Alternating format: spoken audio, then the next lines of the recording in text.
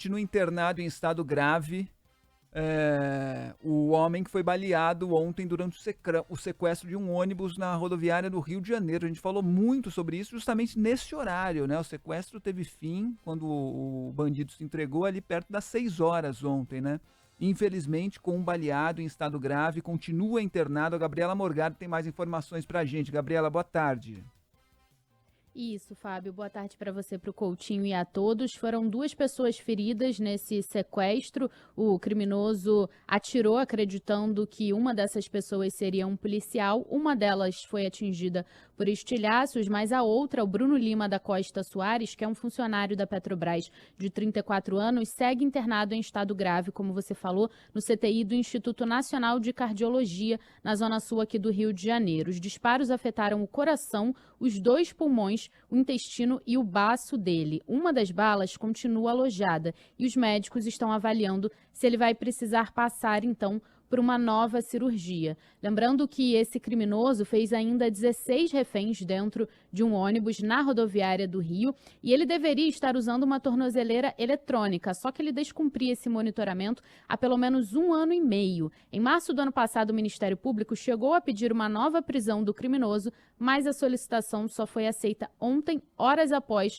o sequestro. Paulo Sérgio de Lima, de 29 anos, foi condenado em 2019 a 9 anos de prisão por roubo e em março de 2022 passou para prisão domiciliar com tornozeleira, então regime aberto. No entanto, o criminoso deixou o equipamento descarregar em agosto de 2022 e nunca mais ativou o aparelho. A Secretaria de Administração Penitenciária do Rio afirma que no mesmo mês alertou a Justiça sobre a violação e ainda enviou outros 5 avisos, mas apenas na noite de ontem o juiz Cariel Bezerra Patriota decretou a prisão do sequestrador e disse que só recebeu o pedido do MP horas antes, mesmo com o documento há mais de 1 ano parado na vara de execuções penais. Hoje, ao ser transferido para uma unidade prisional, o sequestrador debochou de toda a situação.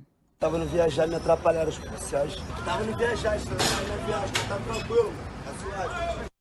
Segundo a Polícia Civil, Paulo fez os disparos e deu início ao sequestro ao suspeitar que havia sido cercado por policiais ou criminosos após o ônibus em que ele estava apresentar problemas técnicos. Ele embarcou com uma arma, já que a rodoviária não tem detectores de metal. A gente procurou o terminal, que disse que está em tratativas com o governo do estado para uma solução, mas a Polícia Militar alega que o espaço é gerido por um grupo privado e, por isso, a responsabilidade é da própria rodoviária.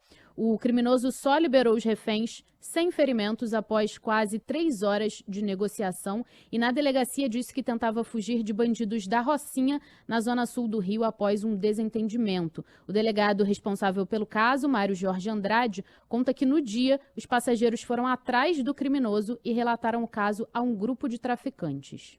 Os traficantes foram em direção ao Paulo, ele ficou nervoso, sacou a arma que ele portava e efetuou disparos contra esses traficantes, vindo inclusive, segundo o depoimento da vítima, atingir uma das pernas de um dos traficantes, um estilhaço. E ele se evadiu do local. Ontem ele resolveu ir para Juiz de Fora e já no interior do ônibus, esse ônibus teve uma pane que forçou o motorista a sair do veículo para pedir socorro. Nesse momento, ele achou que fosse ser detido, ou por pessoas ligadas ao tráfico, ou por policiais.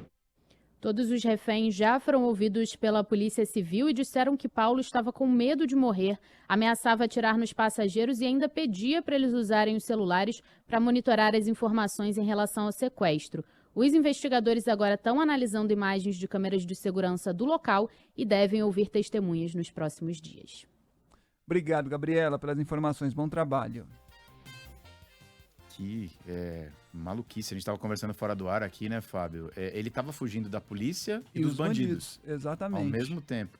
Porque tem muita gente perguntando aí o que motivou, né, o bandido a praticar esse sequestro, né, a fazer tantas pessoas reféns. Ele estava fugindo de um traficante na Rocinha. Dias antes, ele tinha assaltado uma van perto da Rocinha.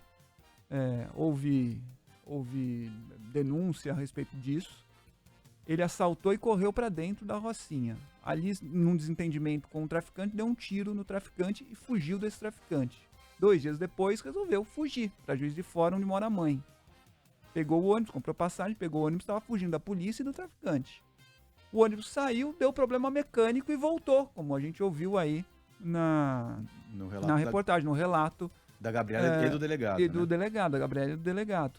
O ônibus deu problema mecânico e voltou. Ele achou que tivesse voltado por causa dele, né? E que ele ia ser preso. E aí entrou em pânico e sequestrou todo mundo além dele do ônibus. Ele mesmo acabou se entregando, né? De um jeito ou de outro. Mas que coisa, que história absurda. Infelizmente o rapaz continua internado em estado grave, né? O Bruno que foi baleado, a gente torce para que a situação seja rapidamente resolvida. E a gente